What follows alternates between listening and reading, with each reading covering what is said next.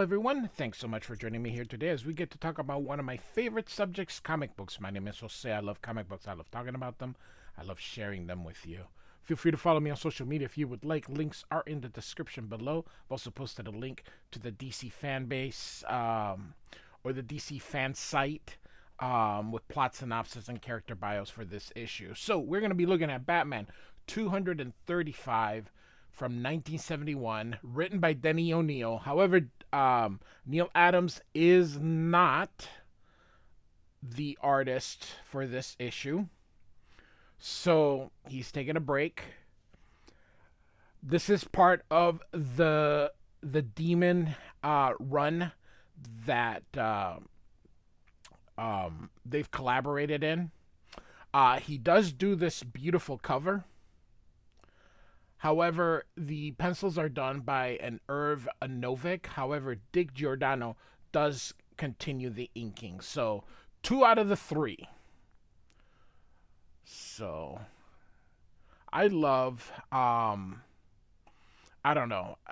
I'm a huge fan of brush inking and just love the nice thick lines and uneven lines that are done with the brush. So I'm a huge fan. I have a playlist that I'm covering Batman through the 70s and 80s. I flip-flop between the 70s and then the 80s, kind of give or take. I'm not ready to move on into the 90s at this time yet. There's still plenty of stuff to tell, so feel free to check out the Batman playlist if you would like. So, evening at the lavish penthouse of millionaire Bruce Wayne. During this era, he was not living in the mansion, so Wayne Manor was not being used. He had a penthouse in downtown Gotham. So, I say, Master Bruce, could you be so kind as to give me assistance? This rather unwieldy parcel just arrived by messenger, he says. And Bruce was just reading the paper here. It says, sure, Alfred. And Batman says, no return address, no indication of what's inside. Allow me to utilize my crowbar. Who has one inside the house? So, a moment there, the lid is free. And Alfred goes, good Lord, it's a dead body. Yes, dead and hideously deformed, says Bruce. A moment of numbing shock. Then Bruce strips off his outer garments to reveal the garb of the dread. Denny O'Neil is telling us he was wearing the uniform the entire time. That is funny. So, for with chill certainty, he knows there is a dire challenge confronting him in Swamp Sinister. So, as Wayne, I'm not likely to be receiving bodies. I have a hunch the coffin was somehow meant for the Batman. First, we'll take it down our private elevator to the car, then bring it to police headquarters. Next, I'll begin searching for clues to whom even sent it. And Ra's al Ghul is right here. It says, no need for that, detective. I am responsible for your macabre gift. I felt it would capture your attention, as indeed it did. So, I know, it's comic books. Let's not overthink it. However, why not just show up? You don't... what? So he was going to show up anyway. So, wouldn't that get Batman's attention? So, Ra's al Ghul, once again, I have the pleasure of your company, detective. However, I have not come to pay a social call. No, I have urgent need of your most excellent services, says Ra's. And you can see here, he's, it looks like he's wearing a bandage on his head, so... So, Ra's continues here. Look upon the twisted death mask of this person. Until recently, one of my, employees. Should you fail in the task I'm about to set you, thousands of innocent people will perish similarly. And Batman says, "You better tell your story from the beginning." The events have their start in a laboratory I maintain in a mountain retreat, a laboratory devoted to seeking certain useful compounds. One such compound had recently been perfected. You can see here, Roz is looking at this guy here who looks like he's about to betray him. So, and I discovered the technician responsible in the for packaging it in the act of stealing it. Ah, my dear Striss, doubtless you plan to sell the contents of the vial beneath your jacket to the highest bidder. You found me out, master, but you shall not stop me. Strike him, Pollard. So, yes, unknown to me, the treacherous Striss had a confederate, Pollard. He dealt me a horrible blow, and together they escaped, or so they thought. And you can see Batman's putting on his cowl. Moments later, my daughter Talia discovered me. The blow to the skull had stopped my heart. She could detect no sign of life within my being. I had previously spoken to her of suspecting Striss of planned disloyalty.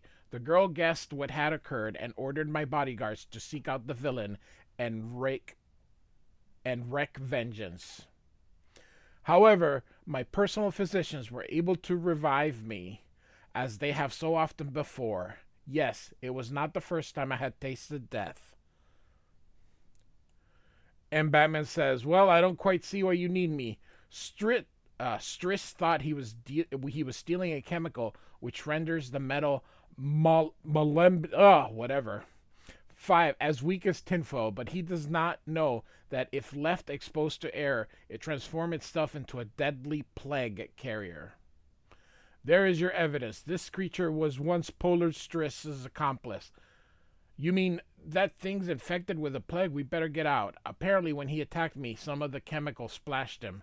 My men found him in an alley. Sorry, I should have kept going this way. I am used to going up, down, which is actually the way people read. So, have no fear. My physicians disinfected the body. They have skills ordinary doctors lack. Now you understand why I need you. Unless you find Striss before Talia does, the chemical may be loosed, and death will stalk the land. My organization could locate him, but it would take weeks. Only the world's greatest detective can. Say no more. I'm on my way, says Batman. God, I love it still seems to have a little campiness of the 60s, but Denny O'Neil really is bringing Batman into a new light. So, across the roof of the skyline, an awesome figure leaps. I can fill in the holes in Ra's al Ghul's tale, like why he can't contact his daughter. I've met the lady. She's the independent type. She'll move fast. I've a grim job ahead. No clues, no place to start, just a hunch. So, he's gonna go see this Simon T. London. He thinks he may know or have information. And Batman goes, "Something's odd in the air. Smells like, yes, gas." So, the gate is open wide. Something London would never allow. London was the last name of the guy. So, he sees this guy here and he's wearing a mask. So, and I love Denny O'Neil's. I just love how he's like how his descriptions, I guess. This is the Batman. No one is faster nor more swift, for no one hates evil in all forms so fiercely. God, I love that stuff. So, all right, so he takes this guy down, and these other two are kind of on the lookout, and here comes Batman behind them. So, and it's always a full moon, no matter what.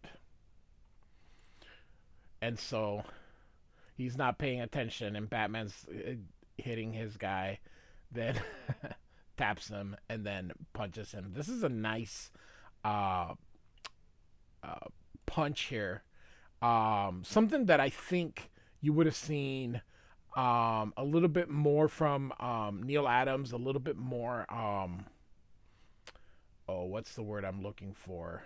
Dynamic, but it's pretty good. So, all right. So Batman's going to head in and looks like someone's waiting and someone goes to hit him but he misses. Then a judo throw. So, and I like Batman. A woman. Why'd you try to brain me with that poker, madam? So she's French. I am the, how you say, housekeeper. Anyway. So they took her boss, and Batman wants to know where they took her. He says to the small stream, and Batman's like, there must be a million small streams in the country. So now he's gonna use um his deductive powers here. So Batman just starts to thinking, and he goes, "Your native language is French," and she goes, "Oui, I mean yes." And he's like, "That's all I need to know. Show me a telephone, please." And so, I love again the description. Quickly, the cowled Avenger calls his butler, Alfred, and snaps instructions. So we're not told what those instructions are, but Alfred meets Bruce at the airport here. I called every marina in the area you mentioned. A chap at town named Porto Lock saw the party you want. Thanks, Alfred. See you soon, I hope. And so this is Raj Al Ghul's private airplane here. And you have deduced Striss's hiding place, detective, says Batman. Maybe. It's well known that London has a private fallout shelter somewhere. And it figures that he has his hoard of whatever metal that is. Probably like the DC equivalent of adamantium. You have determined the location of this fallout shelter? Asked Roz. The housekeeper thought she heard someone mention small stream, but in the excitement she didn't realize she actually heard a French word. A word in Creole French means small stream, bayou. Louisiana swamps. So Louisiana's still a big area, so the bayous isn't exactly like, oh, here we are. Um so they're heading to Louisiana. I've noticed how much Denny O'Neil, if you've noticed the in his early runs, how much he puts Batman away from Gotham. Um Puts him in a lot of swamps and jungles. One of his first tales was in Mexico, so a lot of stuff. So, all right, so Batman jumps off and he has a crate with him that also. Um, it says here, Alfred was able to pinpoint the section of the bayou for me. Now I've got to wing it. I'm in luck. An oil slick on the swamp water, a trail to follow. So very convenient. And so, again, Denny O'Neil. 1,000 eerie echoes, 1,000 strange smells, and the shapes. The Batman inches through the swamp until. So, he's approaching this, and then someone tries to shoot him, but Batman evades it. And the guy goes to check it out, but Batman hits him from below. Another of Raz's men, Talia, leaves a lot of guards behind. This shack must be London's hideout, yet it doesn't appear to be, he says. So that's the secret. The cabin really is an elevator. Perfect camouflage for an underground shelter, he says. Love the shadow here. And so below, I assume that this is Talia holding the men at gunpoint. You made a good run, Striss, but it's finished. And so are you. I'll watch you die for what you did to my father, she says. Please, miss, I can't stand bloodshed, says London. Shut up, Mr. London. This is none of your concern. Before you shoot him, tell me, how did you find my shelter? I spent millions to keep its location secret. And Talia says, I'll humor you. My father's organization keeps close track of those who may have useful items, such as whatever, whatever. It was a simple feminine matter to bribe members of your staff and learn where you had been shipping the metal. I sent men to your mansion to warn you that Striss might attempt your capture. However, he arrived earlier. Enough idle talk. Prepare yourself, murderous traitor, for your end and son and behind her. Talia, no.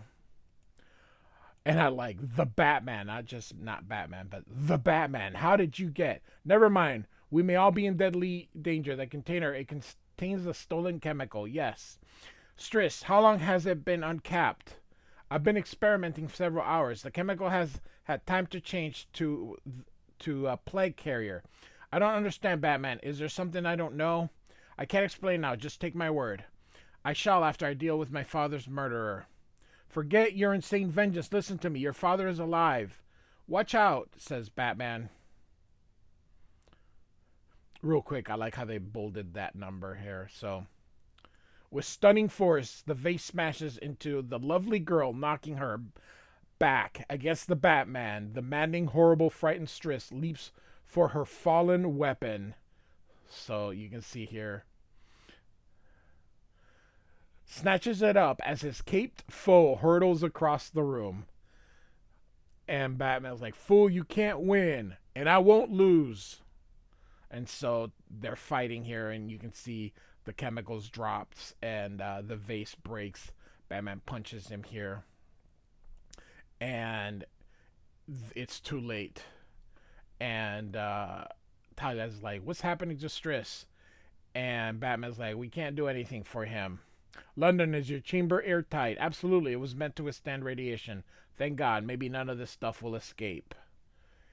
And so, in the cool morning outside, Father, you did survive. Of course. Don't I always, he says. Save the reunion. We may be infected. I foresaw the possibility, so I radioed for my medical equipped helicopter. You will be cared for. Father, the Batman was wonderful. And Talia gives him a kiss here in the cheek here.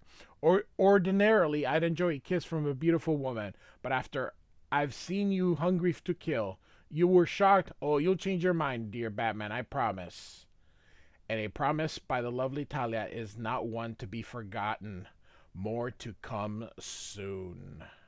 So during this time, Batman was half of the issue. The other half, it was like Batgirl at another time, and then now it's Robin. So Batman gets the first half, and then another character would get the second half. That's why you see here like page 15. So, all right, Batman 235 from 1971 by Denny O'Neil, Irv Novick, and then Dick Giordano.